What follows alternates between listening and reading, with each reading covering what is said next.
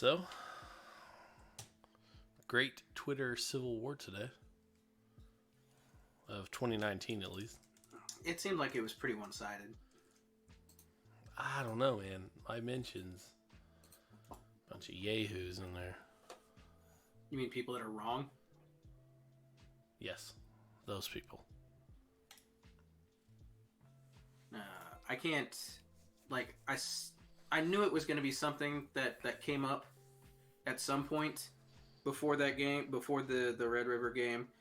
And I should have figured it was going to be this week.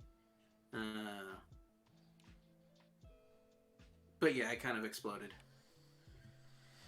Yeah, that got out of hand. I don't know.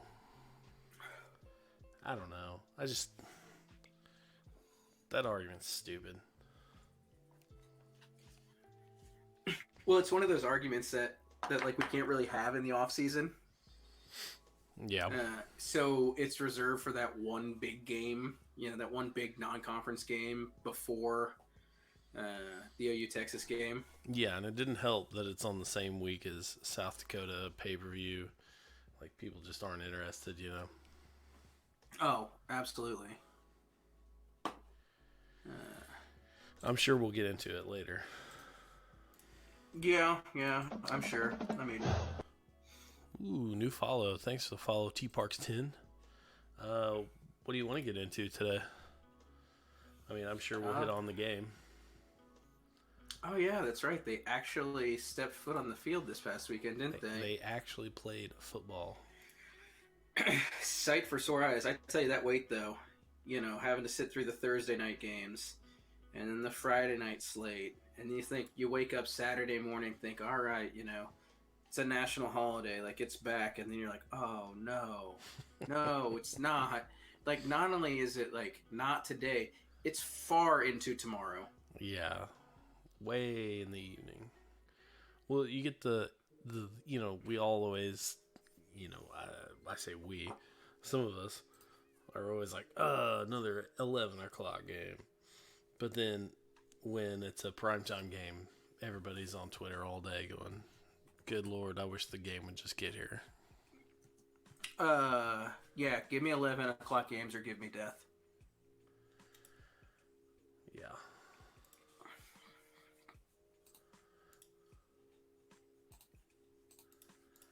I like 11 o'clock games. Well, my thing is... By everybody, do you mean you? Me? No, my wife in the chat. Oh. No, 11 o'clock, you get down there, you have your beers, you watch the game, and you've got the rest of your afternoon open. Yeah. Afternoon and evening. Exactly. You get to watch whatever games you want. I mean, I don't mind it. I mean, there's something about a cool evening atmosphere, I'm sure, especially if you're on campus and you're tailgating and, going to the game especially. There's something to say about that, I would think.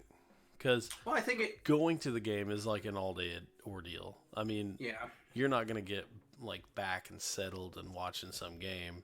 Probably, if it's an 11 a.m. kickoff, maybe not till, I don't know, 5 o'clock. Yes, beers before 11, before 10, before 9, before 8. Yeah, whenever you wake up. What do we got? I wonder if all the talk is just as intense without Jalen and Murray having a captive audience Sunday night. I think there's something to be said for that. You were talking about atmosphere, and when you're the only game in town, and by in town, I mean on TV, you're not splitting attention between everyone.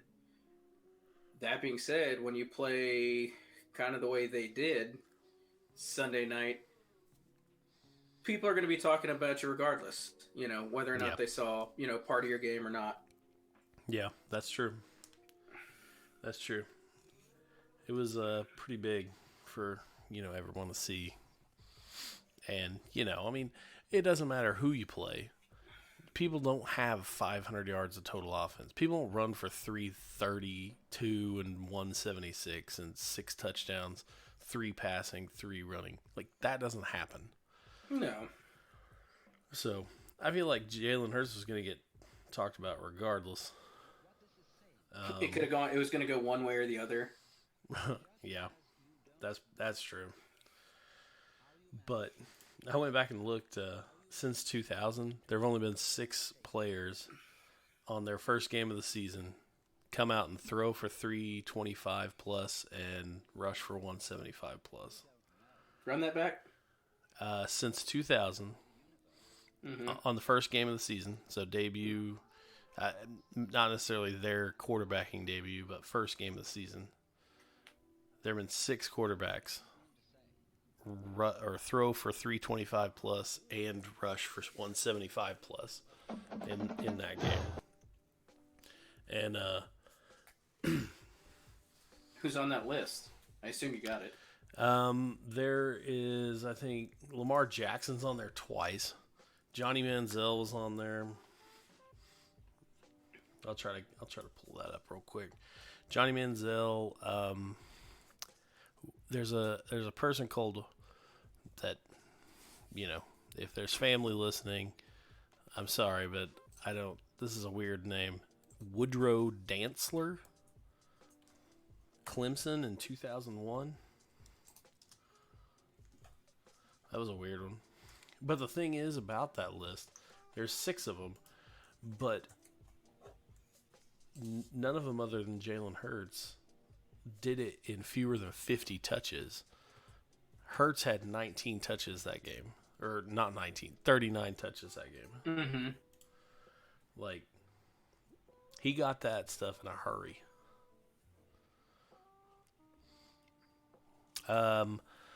Smith SA20 says, say some shit about either Mobile or Mobile.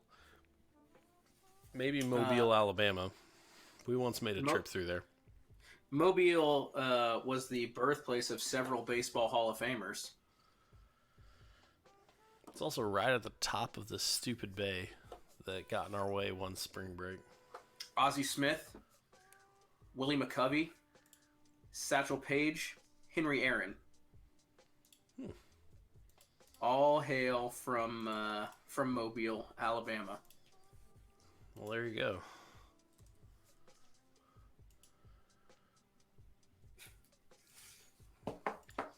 There's also Louisiana there that got in the way.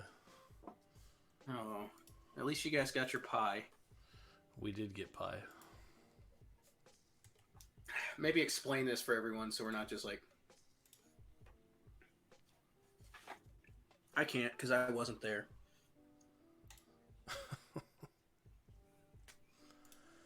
So we went on a road trip.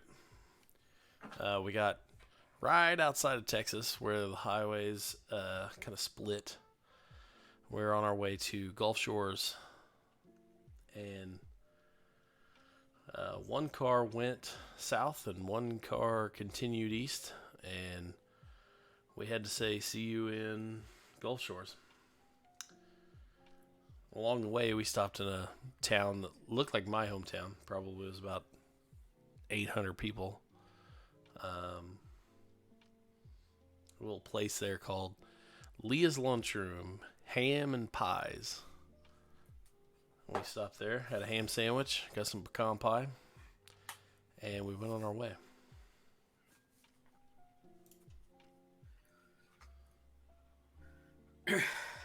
All right, well, now that we've gotten that out of the way,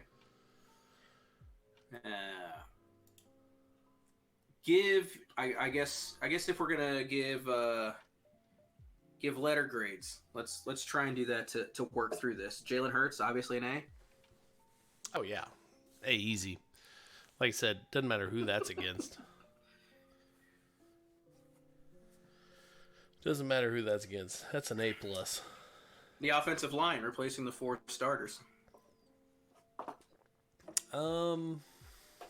Maybe a B minus. There were a couple times I feel like Hurts was hurried a little bit. There was a couple times where one side just kind of collapsed, blew the play up. I don't know. Seemed like first game kind of stuff, but overall pretty good.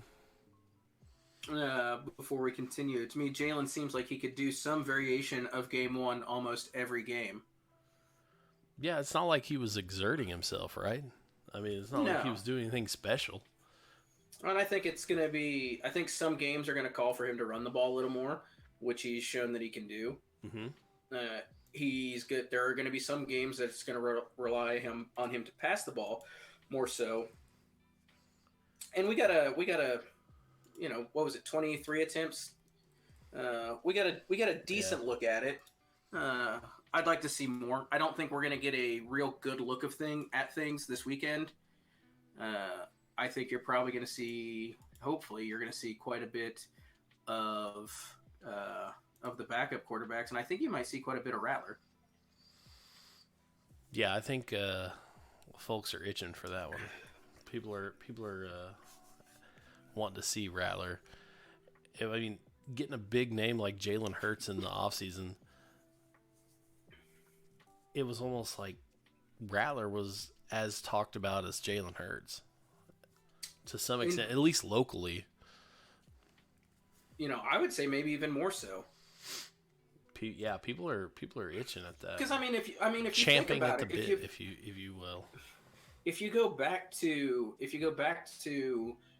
the end of the season and the transfer portal and everyone jumping in, I don't think Jalen Hurts was the first guy on everyone's wish list. I think the Fields kid that went to Ohio State was number one on the OU fans' Christmas list or January, whatever holidays in January list.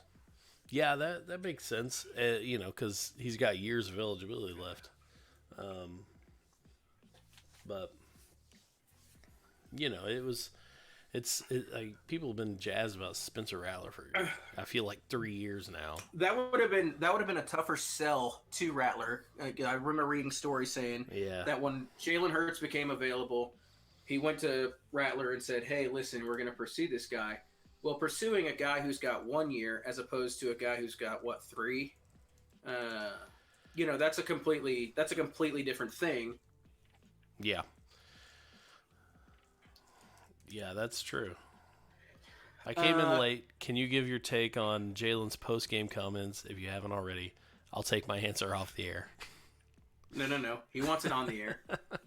Oh, on the air. Yeah. Oh, okay. So we can't discuss this later. We have to do it right now, right this second. Oh, okay. I think the comments he's referring to is Hurts' comments after the game, which were echoed by Lincoln Riley in the weekly press conference, was that Oklahoma can and needs to play better. Yeah, I mean, it sounded like somebody who came up in a Nick Saban system, right? I mean, he sounds like a coach himself. Mm-hmm. I mean, he sounded like, well, like you said, it mirrored it. It was almost, I mean, there were parts where it almost sounded word for word. As if it were a Nick Saban presser? Yeah. Well, I think Jalen Hurts is a different type of leader than Kyler and than Baker was. And so his comments are going to be a little bit different. Like, he's not, as ingrained in Sooner culture. He comes from a place where, winning national like we've got these Heisman trophies, but winning national championships is what it's about. And they asked him earlier this week. They said, how do you feel about winning the Heisman? He says, I'm here to win football games. And the fact that Oklahoma hasn't finished, the last 2 seasons as they wanted to or as they should, some sort of change in kind of a leadership and a mentality was I think is necessary for them to get over that hump. Yeah, almost a more grown up, like less, crazy, get after it, rah guys. More of like a, I don't know, coach on the field. Business-like approach. Yeah, a Tom Brady of college football. Like all business, doesn't matter. Like I feel like OU needs that to some extent. I don't know. It's kind of cool to see. I like it. O-line play was pretty good for losing 4 starters. We touched on that earlier. Blinkin says he gave it a, was it B plus, B minus? B minus, I think. Yeah, it was pretty good. Pretty good, especially for losing 4 guys.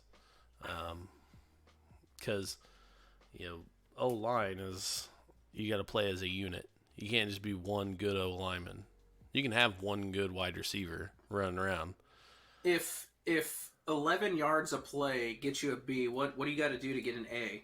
What kind of curve is this? What do you have to do to get an A? Yeah. I don't know. Win an award? So this is something we will revisit at the end of the season. Yeah, we'll see how many A's there are. Yeah, also, Brian Hayes 72, thanks for the follow. It's one of those things with a new offensive line, like you said, it's a unit. They're gonna have to come together. They're gonna have to gel, and that performance was good, but I think there might be some bumps in the road.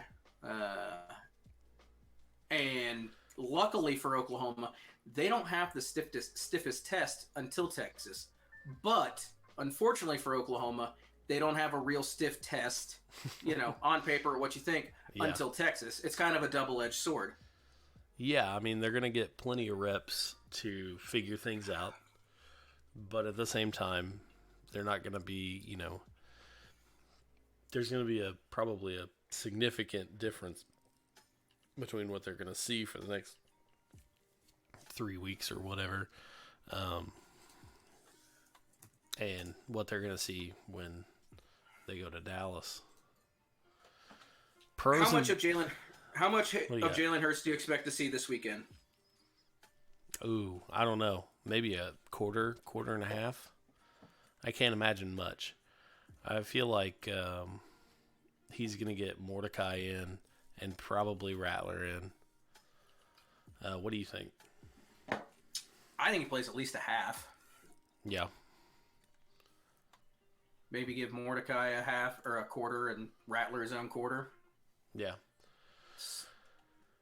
It's one of those things, Gundy got panned for saying it, but it's kind of true. Freshmen get hurt. Mm-hmm. Games faster. They just, I don't know what it is. Well, also they're like 19 years old. They haven't been in a D1 weight room for 3 years. But,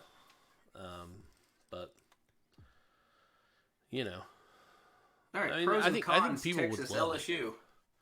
Pros and cons. Pro. Texas is probably going to lose. Con. Dumbass arguments on Twitter. LSU's probably going to win. Yeah, stupid arguments on Twitter. Oh my gosh. I mean, that's just, it's so dumb. I don't care. Like, sports used to be fun. Sports used to be, you'd cheer for your team, boo your rival, and have fun watching a game. Now it's like people go into it with as they're a goddamn campaign manager. They're thinking of the politics down the road. I mean, who cares? When was the death of sports being fun? Whenever this crap started showing up. I mean, I think it's one of those things that's been there. It's been there since sports existed. We can just see it all just on the internet at once. I mean, maybe, but hey, and there's input now that wasn't there then. But I feel like this is the opposite of Eddie Radosevich's olds. This is the child's. This is an argument that young people have. Ooh, we got a subscriber.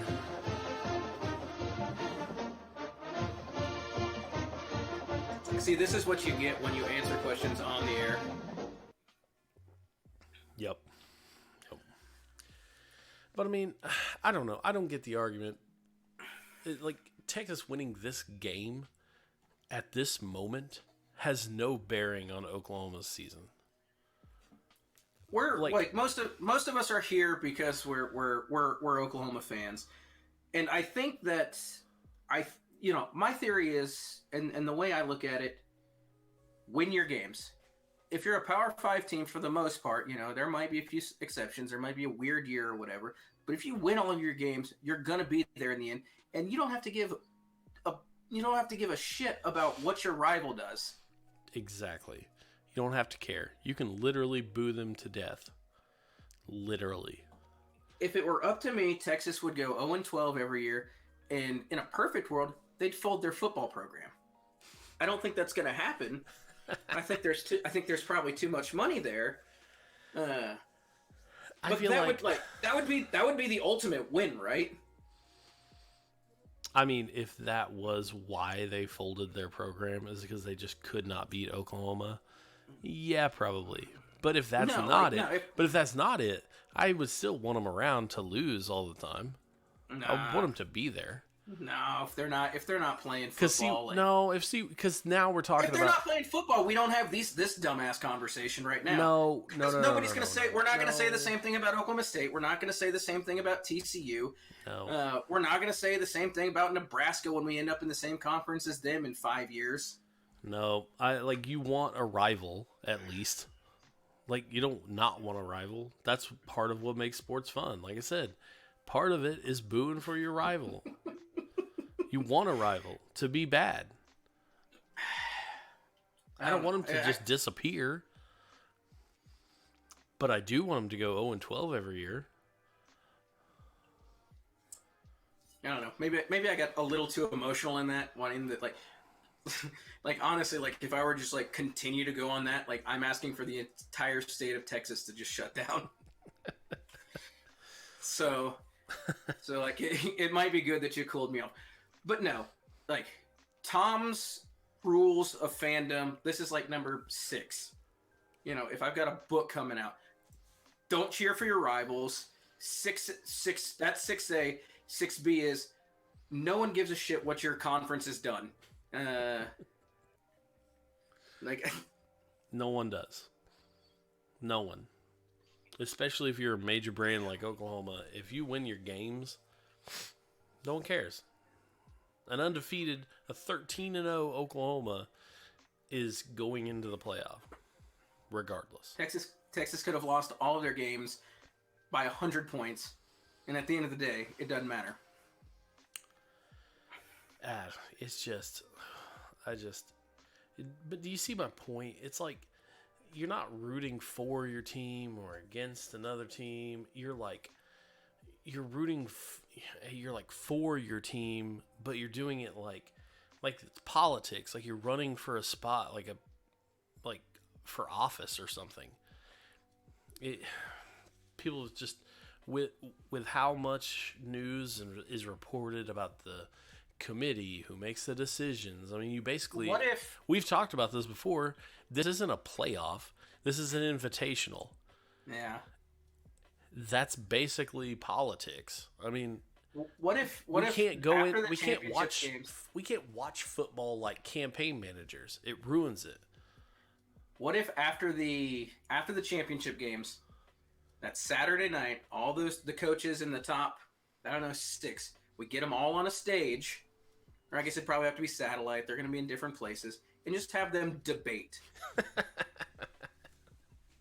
I mean, because the way you're talking and the politics, some people don't actually want to watch the games. They just want to talk about them and have people tell them, well, yeah, this team's better than the other one. I can't wait till on a national debate stage they ask Tom Herman a question and he waits 10 seconds and says some. Yes. Let's go to the chat. What do we got here? 11 o'clock games are the worst. All right, throw out your optimal kickoff times. Throw that out in the chat as we're doing this. One thing many overlook is that all those offensive linemen have been in the system for a few years now. It may not take them as long to get along. I think that's a fair point. Yeah. And something that's overlooked in sort of the immediate, the this week, this year, uh, you're going to have, you could have a good portion of this line around for 2 or 3 more years. Yeah, this line could be very good when it's all said Uh, when it's all said and done. at this point, I don't want to say they're as good as last year's line, award winner, 4 draft picks, but they've definitely got some potential. And if Yeah. they're, a quarter of that line, then Oklahoma's going to be just fine. We've got a 9 a.m. Pacific. Oh, when they do that next year, that is going to be amazing. There's a Twitter account. I think it's like empty stadiums, where it's just pictures of games that are empty. Oh hell! I was reading something earlier today. Awesome. I was reading something earlier today. Is their mascot that guy reading the book at the Florida State game? Oh, Florida State I don't know. Clemson. They found that guy somewhere and did an interview with him. Like, there was an article somewhere on that.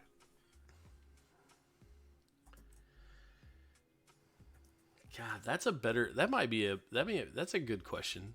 What time zone is better with the conventional times we have now? So I would say probably mountain time. You get an So hour jump. I just dropped into the chat one of the great opening shots for a football game, and it goes along those lines. Nice. So check that out. Let's see here. So we've got 9 a.m. Pacific. We're looking at those. We're looking at that new Pac-12 time slot. So we've got 3 o'clock Central Standard Time, but not 3 o'clock Central Daylight Time. So not 3 o'clock until the time switches back in November. Interesting. Yeah. Interesting. Evening games, get to look forward to it all day. 11 a.m. I feel like people like evening games, especially if they're going to tailgate and go to the game.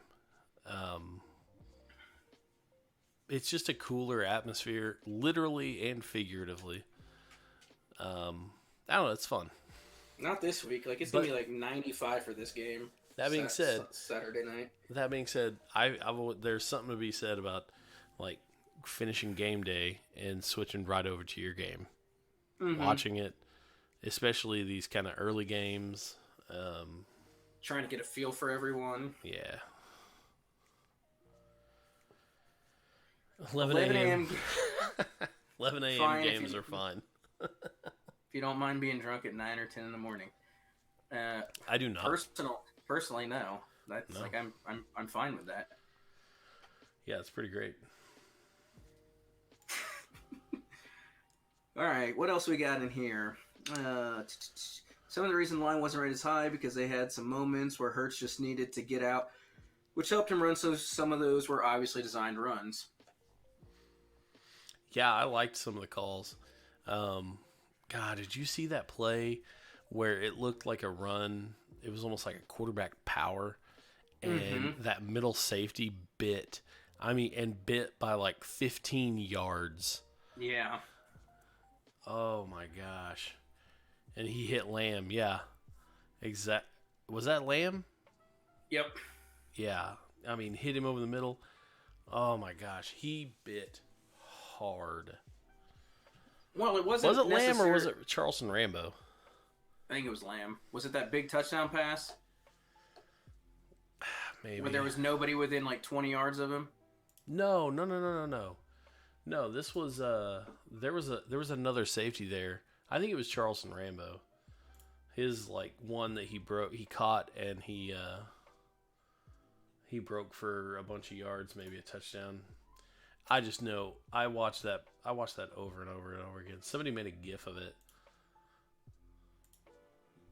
And it's just this, they were running 3 safeties and the whole play shifted Hurts faked it. Looked like he was running like this off tackle play, and that middle safety bit down hard. One thing that somebody's pointed out to me, they said he looked kind of ugly on his slides. Like, are you afraid with his style of running that he's going to take too many hits? No, I don't think so. If he hasn't taken too many hits like yet, I think he'll be fine. Would you prefer that he gets down, or do you want him to be one of those guys that's trying to run through somebody and get those extra yards? He's not gonna be very effective at like running away from people like Kyler Murray was. So, I mean, use your talents. Like in 2016, he led Alabama in broken tackles. I mean, I think he'll be all right. Just got to let him do his thing. If Jalen Hurts gets drafted in the first round, Riley will be dragged from Oklahoma's campus, natty or not.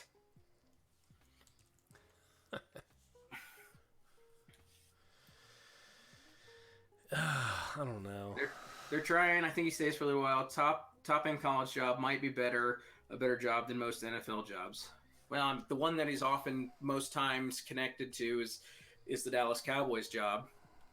And so, while I'm not a Dallas Cowboys fan, and they're not my rival. Before I get into this,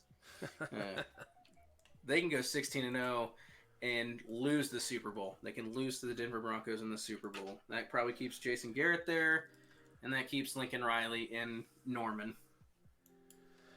I mean, I think it's weird that he gets all the talk about jumping to the NFL. Like, why aren't they talking about Dabo Sweeney? Why aren't they talking about, well, probably because Nick Saban went there and failed, but why aren't they talking about Nick Saban? Like, I think part of it's that they're older, and what Lincoln is doing, it's a fresh, it's as fresh as you can be, on a sport that's been around for 100, 150 years. I guess. I mean, if Cliff Kingsbury can, stumble into that job, I think Lincoln Riley can have his choice of jobs if he wants. Yeah. But to me, the NFL and college football, which back to the point was a different college job might be more enticing. They're two separate beasts. When you're dealing with the recruiting in college football as opposed to, the free agency and the trades and the draft, they are two separate beasts. And maybe Riley is more of a fan or is more apt at this kind of thing, whereas that player personnel in the NFL, that side is a little bit tougher, or it's too different, and he just doesn't like doing it that way. Yeah. Yeah, that's fair. That's fair. It's just, it seems like Riley is the guy that people talk about. And, I mean, there's other young coaches out there, right? I assume. Youngish. I mean, I don't know. I mean, Matt Campbell. Why aren't people talking about Matt Campbell to the NFL? Matt Rule for Baylor. He had I think he was comes from the NFL. He was pretty close to getting that Jets job, I think. Yeah, I was about to say the Jets, right? I don't know. It seems weird. To me, at least. Josh Heupel for the Buffalo Bills or whatever. You want to campaign? Let's campaign for that.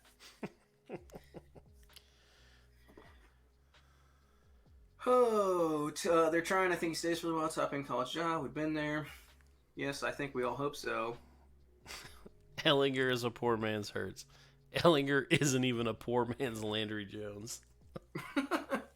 So, do you have any thoughts? Have you looked into the Texas LSU match besides the cheering for your rival aspect of it? Yeah, I think it's a problem if in the first game, Texas, Ellinger had to throw the ball 39 times, something like that, 38 times. That's probably due to how shorthanded their backfield is. I feel like you're probably not going to get through a game against LSU with giving the ball to Ellinger to throw 40 times a game, or at least not get through it with a win. I don't know. It just doesn't. They don't seem like the team that's going to win that game. They've got too much stuff going on. Ellinger is not a thrower. He never has been. So I mean, I don't know. He just I don't know. He's not that guy. And if you have to lean on him like that, I don't know how many games you're going to get through this week. I mean, that way. Yeah, Jesse James 11 won scholarship, running back for Texas this week. It is scary. I mean, that's like, could you imagine if Oklahoma had one scholarship running back? Well, we have quarterbacks, so. But I don't know that Texas is built to get through a game like that. Munching, thanks for the follow. Also, Kelly Dietmeyer, Big Chad, Sooner Moonshine, thanks for the follows. Yeah, I just don't think they need to have a run game if they're going to win this game. Because LSU, we know from past years they can grind it out and they can play slow and conservative and run the ball and play to win. But after that first week, we also saw that Burrow can toss it. And what did he have, like 5 touchdowns in the first half? He's not... Ellinger, you can't put the load on Ellinger like that. I mean, 38 passes. I mean, I don't even know. That's like Landry Jones, Sam Bradford kind of a workload. I mean, so in his career at Oklahoma, Baker Mayfield threw 38 plus passes 4 times. 4 times.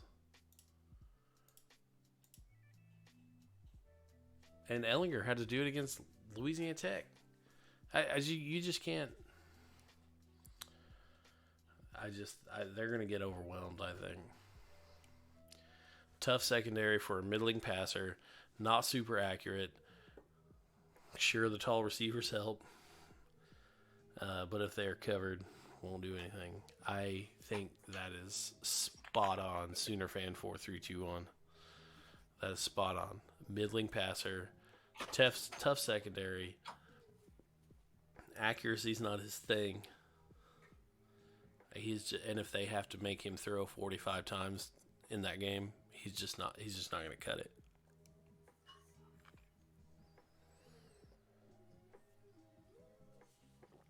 Not gonna cut it.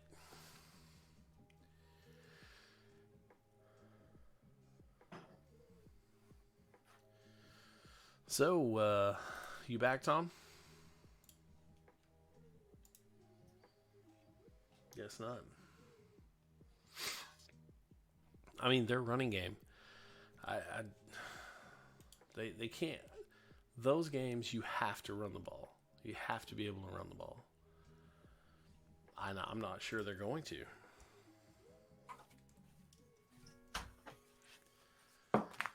You know, they lost 3 of their 3 best offensive linemen as well.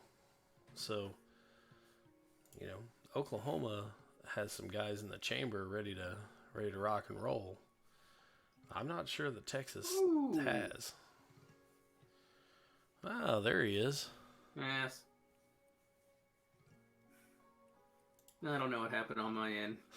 But, well, you got me back the Cardinals game. There's a bang play at first. I don't know. What I miss? Anything good?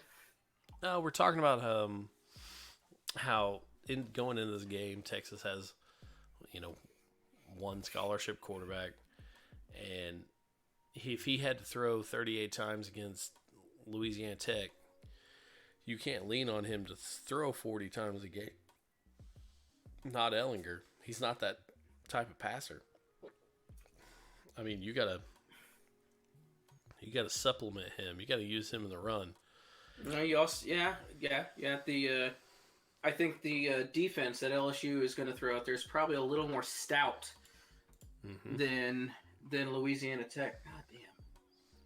Yeah, Sooner fan 4321 said tough secondary for a middling passer, and I think that's spot on.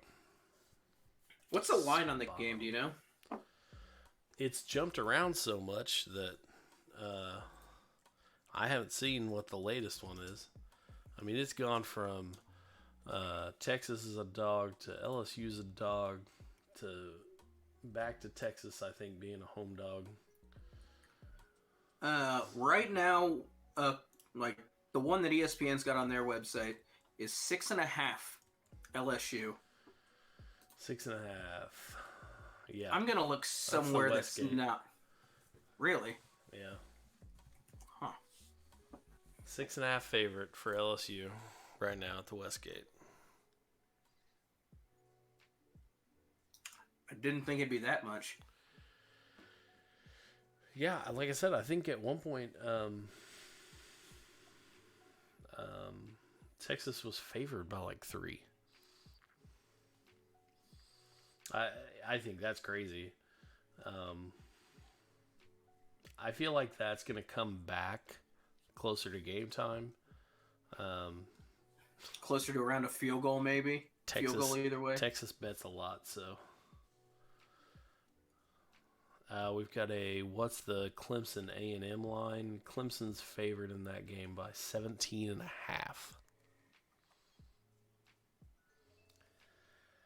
That seems like it might be a little steep, given how Trevor Lawrence played.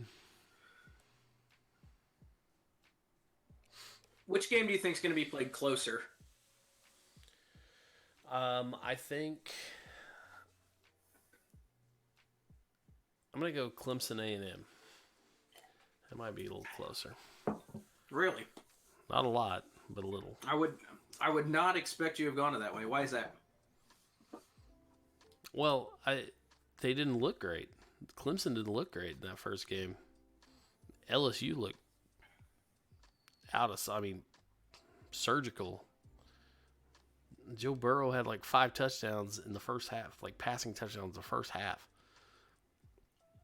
I mean, yeah, everybody's playing like subpar competition, but still, I mean, it looks sharp. Okay, you could watch one game. Which one is it? If I'm going to watch one game, it's probably going to be Texas LSU, so I can boo Texas. And I'm like legit boo. Not like, talk shit and like, oh, that sucked. No, I'm going to just go boo. Here come the Longhorns, boo.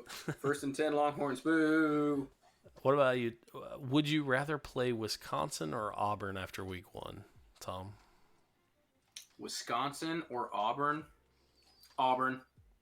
Yeah, same. Auburn squeaked by. Wisconsin embarrassed those poor boys.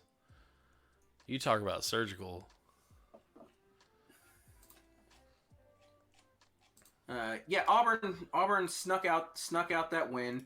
And their new freshman quarterback led them back. I think I saw that they had the lead for a total of 9 seconds, and that's the last 9 seconds. And I suppose no matter how long you have the lead, as long as you have it when the clock hits 0 at the end of the fourth quarter.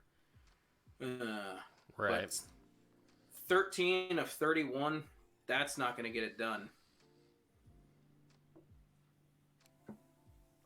No, not at all. Everyone's hailing Bo Nix as the next hero, but I don't know. I don't see it. I mean, he pulled out and played a great, last minute of that game. They won that game. That probably just goes to show you this is going to be one of Auburn's 10-2 years, as opposed to their 4-8 years. Like if they won that game, yeah. I thought that was the one game, the one real important game for the Pac-12 that they could win, and they didn't. Yeah. Uh-oh. We've got an Aggies could win that shit. That's bold talk. I don't see it, man. I mean, I think that game will be a little closer. Maybe for longer. But, whew. I don't know. Kellen Bond's good.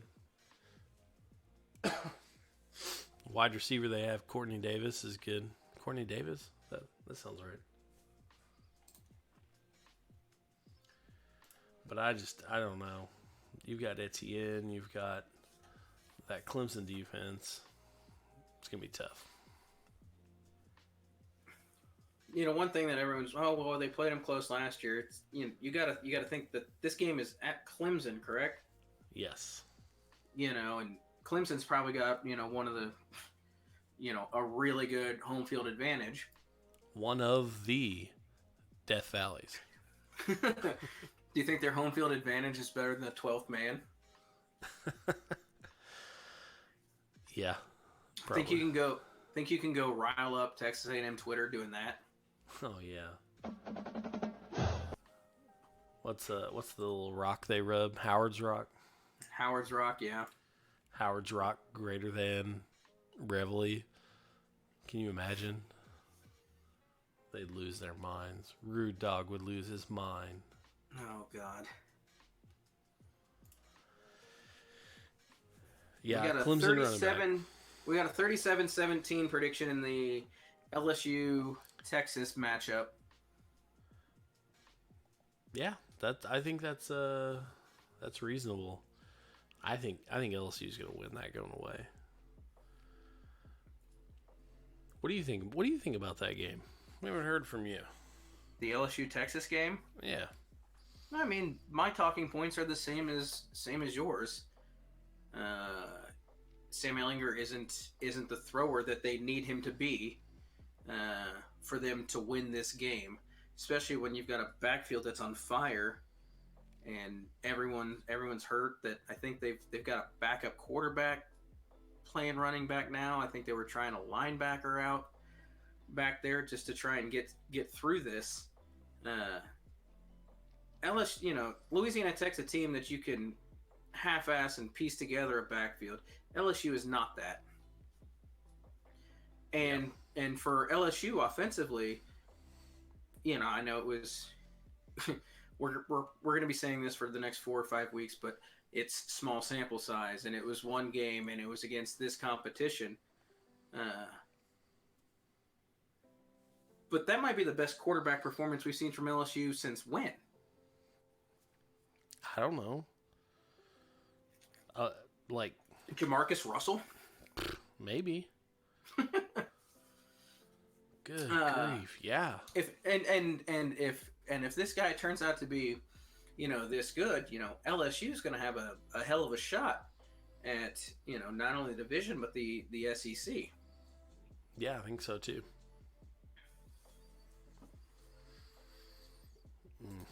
Yeah, it's going to be a good game. That's going to be one to watch. Is LSU Texas, especially as an OU fan wanting Texas to lose. Oh, I'd never seen this before. A&M average and mediocre. I don't know how I've missed that through all these years.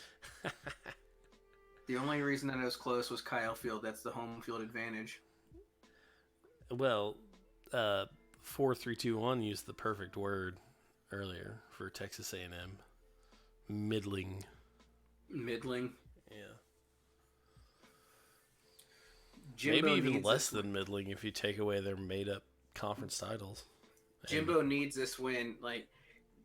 Every coach needs the big wins, but his contract is so big, and we're in what, year 2 of it. And so every single penny of it guaranteed. Mm-hmm. Granted, A&M's got some of the, you know, the best boosters in the world, but they're not about to eat, $65 million, $60 million, something like that, after year 2. And then what are they going to do? What are they going to do with that trophy that they gave him with the blank national championship year? Oh my gosh. That was so stupid. So dumb. Good grief. That was just ridiculous. What are y'all's thoughts on the BYU Washington game? That's not this week. Next week maybe? Sounds like something we can get to next week. I'm really excited for BYU's game this week, though. Oh yeah, what's that? Tennessee.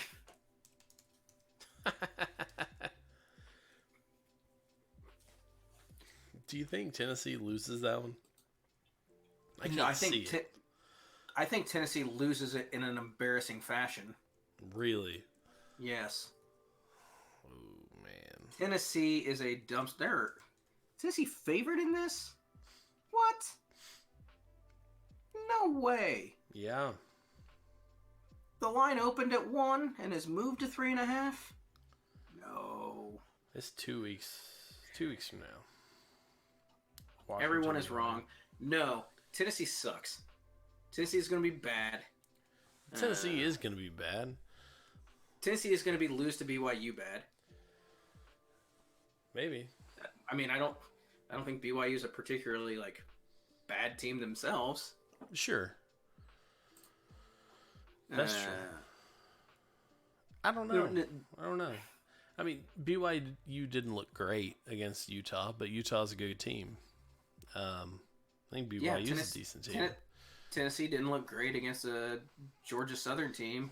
2-10. Georgia State. Georgia State. Yeah, not Georgia Southern. Georgia Southern won 10 games last year. Georgia State. They would have beat Tennessee by 40 points. They would have beat them by 40 points. Georgia State. This might be another Tennessee goes winless in the SEC year. Ooh. Rough. I don't know. I feel like after the whole literally Twitter mobbing your school into not hiring Greg Schiano, I feel like this is, you got to wear this one. This is kind of on you. You probably have it coming. Yeah. That being said, would Greg Schiano, would he have been the answer? I don't know. Sports are funny like that. Sometimes that team that's supposed to get by 1 million points wins by 1. And it's hilarious to everyone. That being said, Tennessee should never have been a 25-point favorite in that game. I don't think Tennessee should be favored in any game they ever play again for the rest of the season. Sooner fan 4321. Tennessee should never be favored again this year. What? I swear to God. Right there. I don't need Baker and Sterling killed their football program. Yes. Sometime we should on the live show we should play the dramatic reading. Why should we play it? Why don't we just do it? Of Sterling in the flat. I don't know. Do you want to do it? Let's hear.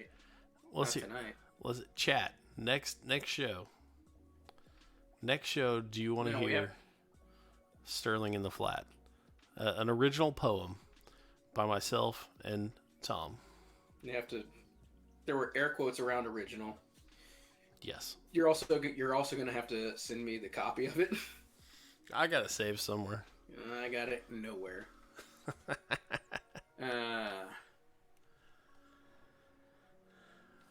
We'll put on some music in the background. Some other music in the background. Do you have music going on right now? Yeah, some. I don't hear it. Yeah, you wouldn't. Owned.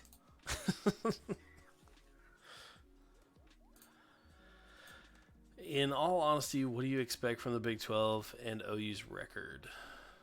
In all honesty, I simulated at work today.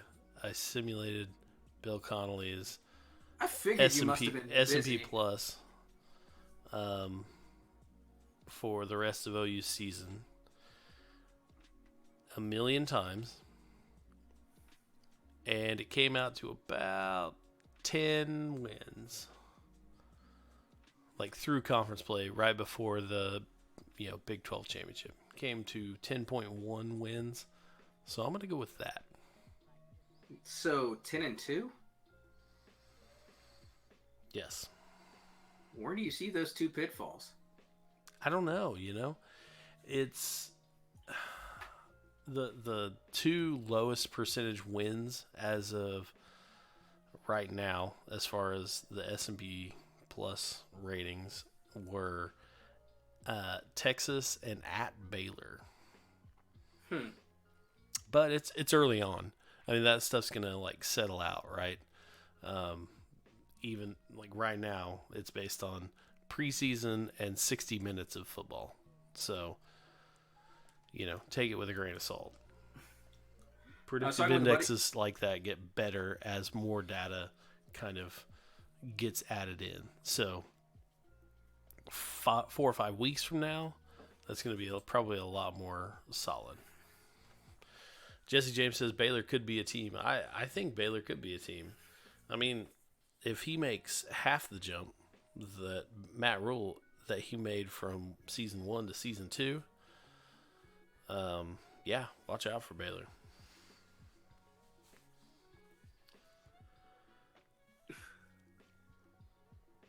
Scott Frost's going to get Nebraska on track. I think eventually. It's going to take a little time. I feel like. I always think that when somebody goes into these, big jobs and these rebuilds, you can't expect them to do it in 1 year. That's just not the way college football works. Especially if the guy runs, a different kind of offense or a different defensive kind of scheme. You got to take time to get those guys in, and then those players aren't going to have impacts a lot of times as freshmen and sophomores. So you're looking to their third or fourth years. Mm-hmm. Yeah, I think you're right. I heard a phrase today about everyone and projecting Nebraska to be, some contender in the Big Ten, and he said everyone was out in front of their skis. I thought that was funny. But I think it's like perfect, right? I think I kind of bought into the Nebraska hype. Well, Martinez is a hell of an athlete and a good quarterback. And, we'll see. Like I said, this is 60 minutes of football, but they didn't look too terribly great, especially Martinez in that first game. Sure. Defense was better. The black shirts? The black shirts. Did you see their black shirts concept for this season? No, I didn't. Don't worry, I'm on it. You continue reading things. Ooh, we got a KU look competent for a couple of quarters. Okay. Who's KU knocking off this season? They're going to knock off somebody they shouldn't. You keep saying this, and I still don't believe it. I think they will. I think you had them beating West Virginia. Yeah, I think so. I have them finishing dead last in the Big 12. Texas again. If... Are they going back? Is Texas going back to Lawrence this year? I don't know offhand. Oh, we got to check that out. No, Kansas has the same athletes as they did last year, and they were bad. Nah, Texas has Kansas at home this year. Oh, well, then that's a win for sure.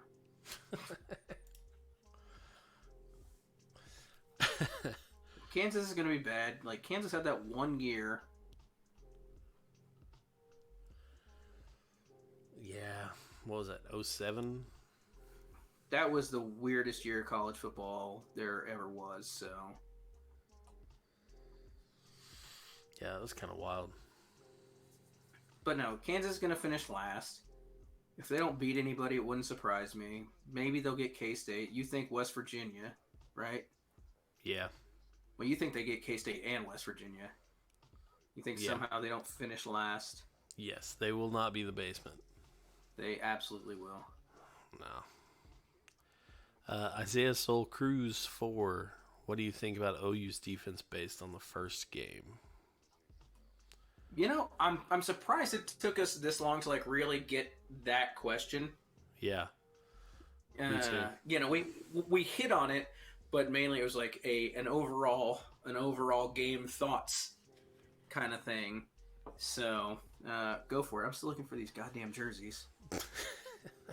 I thought it was nice to see everyone flying to the ball. People, just going and tackling people, not thinking about, what zone they should be patrolling. I thought that was really nice. We had 8 tackles for loss, which is the more than any game last season, other than Florida Atlantic and UCLA, and those teams turned out to be hot garbage. But I think particularly against a mobile quarterback, that 8 tackles for losses is pretty good. And it might not be, yes, we're that good at defense, but more a sign of aggressiveness and shooting up the line of scrimmage and across the line of scrimmage. I think that's an important thing that people need to get back on.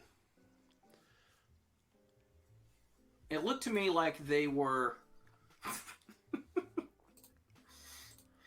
It looked to me like they were looser, and their instruction was: see the football, go to the football. Yeah. Yeah. That first quarter and a half, Kenneth Murray looked like a man possessed. Mm-hmm. It's a guy that's had the talent that has been, I don't know, maybe bottled up by scheme and philosophy over the last couple of years, and now that if you just let him go, let him be a giant, fast linebacker. Mm-hmm. Yeah, exactly. I was real encouraged by the presence in the backfield, in the offensive backfield, by the defensive line. Yes. Ronnie Perkins is the hero we deserve. We gave the cornerbacks we gave the entire secondary, a lot of shit last year. Well, they were particularly terrible, but some of that is also coming from up front. If the front is getting pressured, they don't have to hold their coverage as long. I think they said Oklahoma only had 10 sacks last year, 11 sacks. So not only were they not providing pressure to force those turnovers, and so when you see, and I think this goes back to what you were saying about the offensive line being one unit, you can't just, it's not just the secondary, like the front 7 have something to do with how they perform. Because if they got to chase guys for 30 seconds is a bit of hyperbole, I suppose, but you know what I'm saying? Yeah. They're going to lose their man. Yeah, it was nice to see. It really was. And it was a decent offense. We'll see, but it should be again this year a decent offense. So they were playing have you looked into, after week 1, and again, small sample size, blah blah blah, where they rank in terms of defensive rankings? Total defense, I think 83rd, just in front of Texas, FYI. I can go confirm that, but yeah, I think 83rd. Well, 83rd is a good place to start, I suppose. Sorry, 84th 84th, just in front of Texas at 85th. You know, because what we've been talking is, top 75. Yeah. I would like to think that they'd be there after this game. And, through 3 quarters, Houston only had 17 points. They only had 17 points. They also didn't get, and this goes back to the forcing the pressure on the quarterback, not having the secondary hold as long. I think they only had one play maybe of 30 yards or more. Oh, wow. Yeah.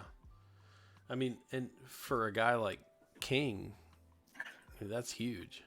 Mm-hmm. No, I'm encouraged. I'm encouraged at the defense. They're at least still... they'll be fun to watch. Yeah, we're not like covering our eyes and being like, "Oh my god, like the defense is on the field again." How about 2 3 and outs to start the game? Yeah, that was nice to see, wasn't it? The second that happened, everyone on Twitter was like, "Blinkin, have we ever done that?" Well, had we? I'm sure we have, but I mean, I don't know. I'm gonna need you to have to go back and look it up. I'll go look it up. One point of concern for me, though, throughout that game was the field goal kicking, and I think everybody probably felt the same. 7 for 7, something like that, from extra points. 6 of 7 or 6 of 6, 5 of 5, perfect for the extra points. But anytime a field goal was attempted, we missed it. Yeah, I'm not too worried about it because I feel like that's something that'll come along. Something that... Hey, stop. Uh-oh. What do we got? We're not talking about that field goal kicking. Not gonna do it. Fair enough. Let's see here. Speaking of Jimbo, Florida State's a dumpster fire. Ain't that the truth? Yes, Florida State is definitely a dumpster fire. That's a bad place to be. So, last season, Alabama was 54th in field goal percentage. Just putting that out there. I don't know that it's super critical if you have other stuff going on. Well, at the end of the day, if you don't need a field goal kicker, you want an extra point kicker. Yeah.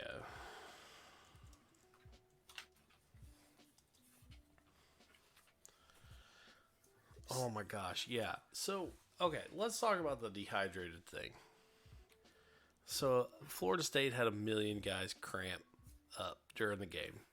Have you been able to pull out your Tom Herman P chart yet? Boise State, from the mountains, came down to swampy Florida, had 0. So, I get it. Their defense, Florida State's defense was out there a ton of plays. And after a while, people are just going to start cramping. But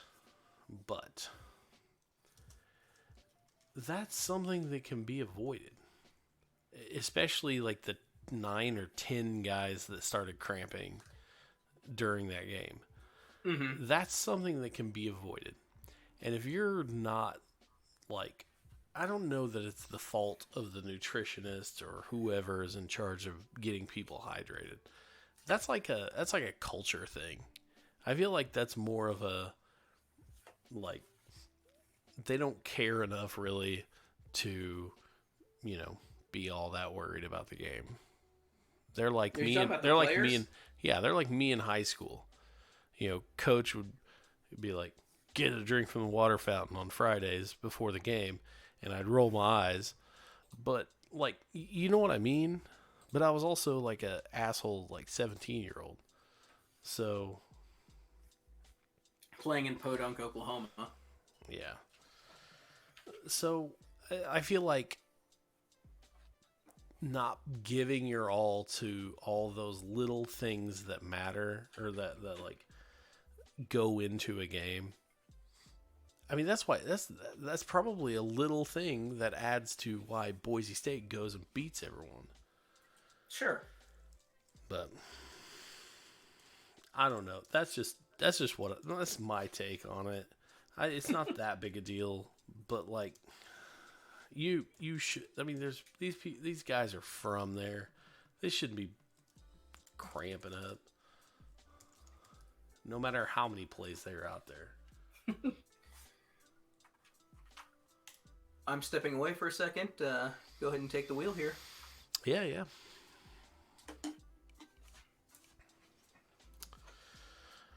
Let's see. I was listening to something saying some of the S&C people are still there from Jimbo's staff.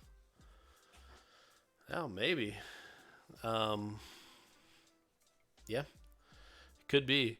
I haven't looked into it, but that stuff is like that stuff is important. I mean, you bring in kids that are 18 years old and you put them in a strength and conditioning program like they've never seen, and they grow into 22, 23-year-old dudes. It's huge. That transition is huge. I think it's super important. Taking away situational factors, what 4 games do you want to see Spencer in for experience? And does it matter? I think get your feet wet in South Dakota or with South Dakota. I think get a couple of conference games. That would be good. Places that he'll probably see and play. Teams that he'll play against.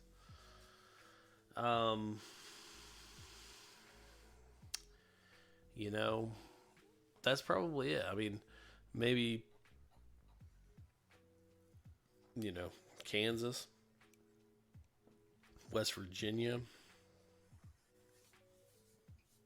hopefully South Dakota.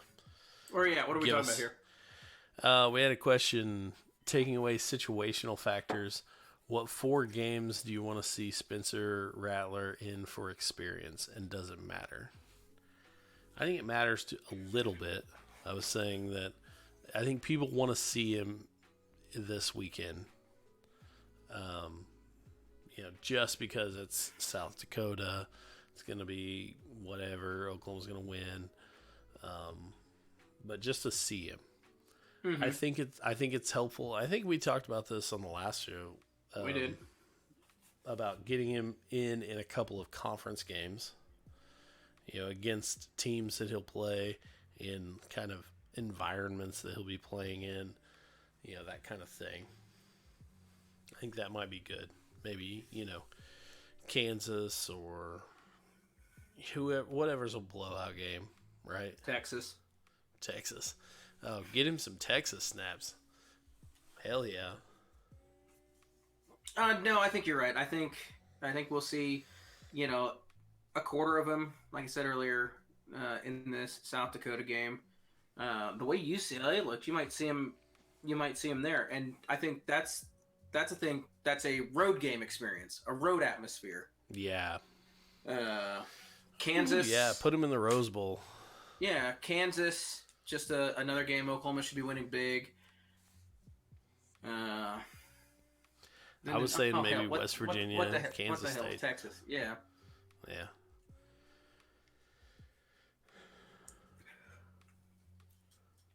I know you covered earlier, but no way Lincoln goes to the NFL next year, is there? I don't think so. I think he doesn't go to the NFL until after, I feel like Rattler's his first, recruit, handpicked quarterback. He's the guy. if Rattler goes and there's been a championship, maybe even not, I think maybe he thinks about it.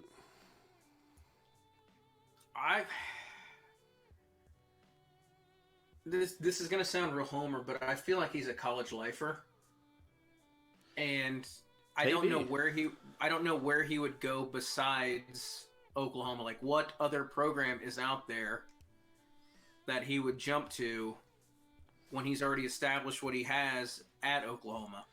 Like, if Ohio State or Notre Dame comes open, are those really going to be better spots? USC next year? Right. I mean, he has no real affiliation with any bigger brand than Oklahoma. Mm-hmm. So, I mean, it's not like he's going to make the jump from head coach at Oklahoma to head coach at Texas Tech. So, yeah, you don't have a point there. the alma mater factor is strong. It sure as hell isn't that strong. Yeah, I think you're right. So, Holzhammer. Texas loses by 15 plus this weekend. Thoughts? Somebody said 37-17, and I thought that was reasonable. So I think I'm with you. I am with you. But yeah, I mean, I don't. If Ellinger's got to throw the ball that many times, yeah, there's going to be some turnovers there. Those turnovers will turn to points. Especially, and if they get down, they're going to have to throw the ball more. Yeah, I think you're right.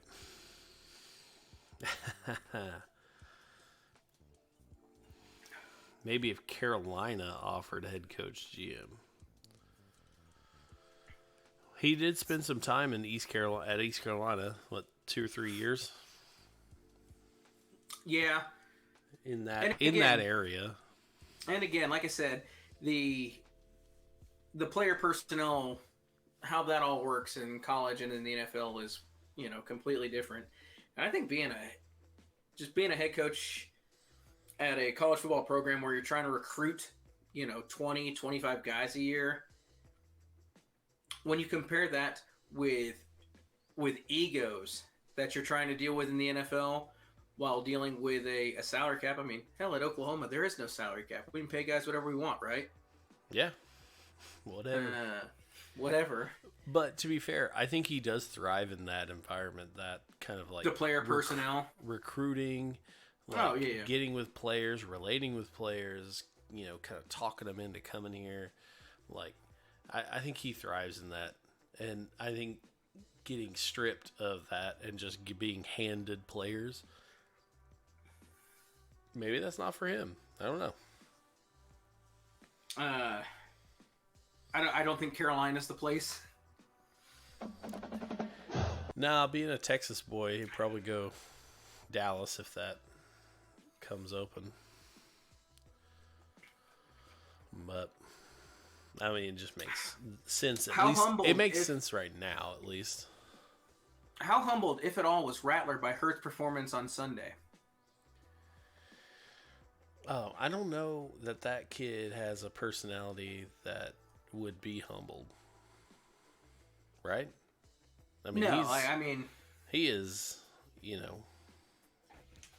top dog, big recruit, big man on campus. Yeah. He might have seen that and said, "Yeah, wait till next year, big boy." You know what I mean? If that's the case, then great. But don't go out. Oh, absolutely. Don't publicly say that, please. We had that instance a couple of years ago where it said, "Oh, they got a basic defense." About Ohio State. Who was that quarterback? I feel like he went somewhere. That did not end well for Oklahoma. I tell you, that game, it's probably mostly on me as a fan. I was back in my hometown for a wedding, and I was really mad because my cousin had scheduled his wedding real close to kickoff time. But fortunately, I guess, there was a little bit of a delay, and so we did the wedding. He got married, happily ever after. We got to the bar, and that's where we found out it was delayed. So we got a few beers in, and then we drove across town to the reception. the reception was at our local country club, who apparently didn't have cable. They had a paper clip like stuck in the antenna receiver, and that's how they were trying to get the football game. And we couldn't get it, and I was so mad. And it was a good thing that we couldn't get it, because it would have been even madder. It was a whole thing. As far as I know, that game didn't exist. Wow.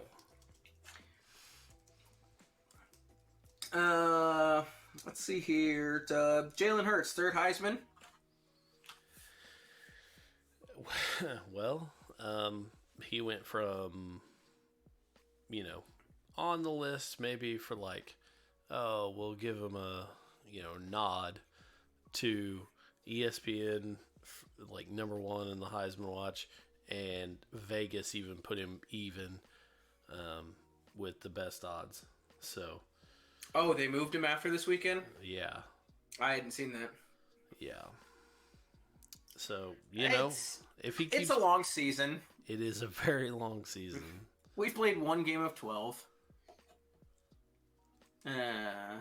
But if he can keep doing what he did, and hell, he doesn't even have to do that, just put up, 80% of those numbers, he's going to be in the conversation. Yeah, I think so too. I mean, I don't know. His talents in Lincoln Riley's offense, he's going to put stats that make people go, well, I mean, he literally did more than anybody else. So I don't think it's out of the realm of possibility. I think it's going to be a real conversation towards the end.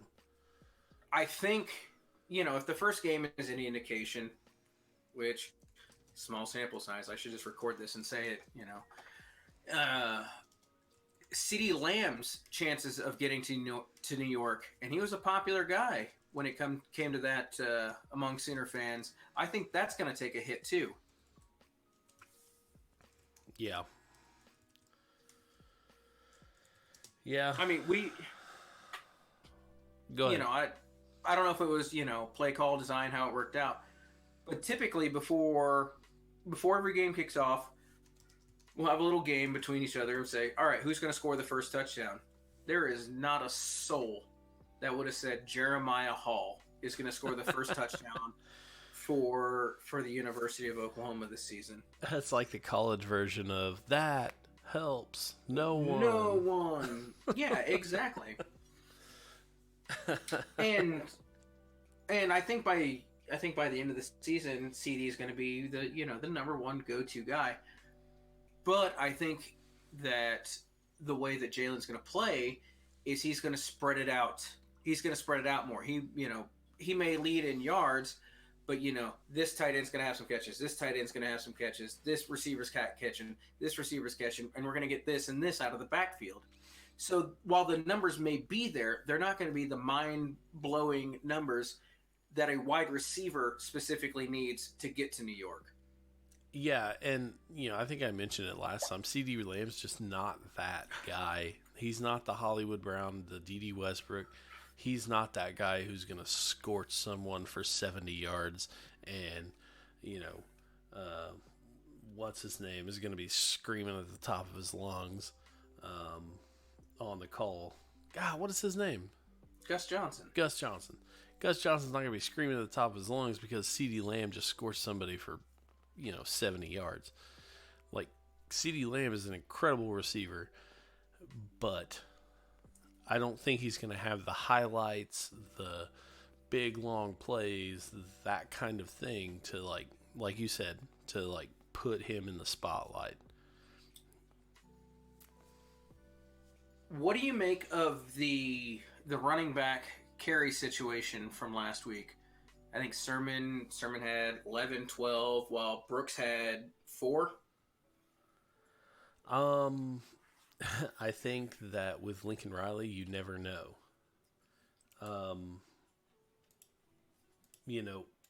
Few years ago, one player would get all the carries, and then suddenly it'd switch. I think a couple years ago it was Trey Sermon. The Then closer, I think we called it.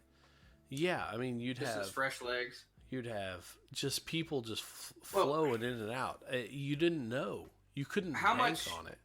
How much do you think uh, was Kennedy Brooks missing spring and summer ball with his suspension? Uh, Probably a little bit. I mean, he was probably missing a little bit of practice time, a little bit of conditioning, you know. So I think he'll come on strong. Hell, at the end of the day, if Brooks is only running the ball or Sermon's only running the ball 11 times, you're not going to need a whole lot out of Kennedy Brooks. Yeah, that is true. If you have a closer this year, and we kind of saw it with Ooh, Ramondre. who's your closer? Yeah, who's your closer? Ramondre Stevenson. Is that his name? Ramondre? You do this every time. Yeah. How do you feel about Jalen Hurts' deep balls? A lot of short throws. Also, does it concern you how much Lincoln runs Hurts? It doesn't concern me because that is a perk, or that is a feature, not a bug. Hurts runs the ball well, and he breaks tackles. He's a different kind of runner than Kyler Murray. And the deep ball, I'm just not sure that that's really part of Riley's game plan right now. I'm not sure it needs to be. Oklahoma, like gained something absurd like 11 yards per play during that game. But were there any deep, huge threats other than that one where CeeDee Lamb's just standing in the half of a football field by himself? I mean, I just don't know that that's a necessary part of the game plan right now. I don't know that he has to make those downfield throws. After watching that first game, to me, and it's just something that Lincoln Riley has done again. He has tailored the offense for the guy that he has. Yes. Baker was a quarterback. Kyler was a different quarterback, and Jalen Hurts is a different one from the two of them. They all run different. They all throw different. And at the end of the day, like, you don't need the deep ball if you're gaining 11 yards of play. Yeah, well, it's nice. Exactly. Well, it's nice to have in your back pocket. You know, sometimes it's going to call for it. You know, I don't know how often he's going to need to throw a 40, 50-yard pass. Yeah, I think I think he can make those throws at least reasonably well. Two, I don't think Riley, even if he doesn't have to do it, I don't think he would want to do it. I think just march the ball down the field. Yeah, if you got those big uglies, leading the way, you're getting 8, and you're not going to get 11 a game, but you get 6, 7.